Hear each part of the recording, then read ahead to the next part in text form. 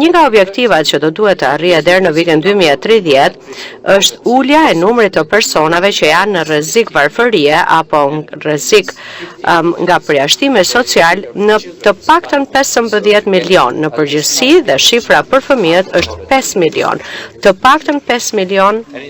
fëmijë nuk duhet të jenë më në varfëri. Dhe në këtë kontekst ne e shikojmë garancinë për fëmijët si një nga programet më kyçe për të përmirësuar dhe për të ofruar mbështetje të shënjestruar të rinjve. Procesi i antarësimit nuk do të thotë vetëm miratim legjislacioni, por kërkon shndërrimin e të gjithë shoqërisë në të gjitha aspektet e saj. Dhe siç e dini edhe ju, sipas negociatave për antarësim, të drejtat e fëmijëve janë pjesë e grup kapitullit themelor, ndërsa legjislacioni i BE-s për politikën sociale dhe arsimin mbulohet nga grup kapitulli 3, i cili shpresojmë do të hapet së shpejti.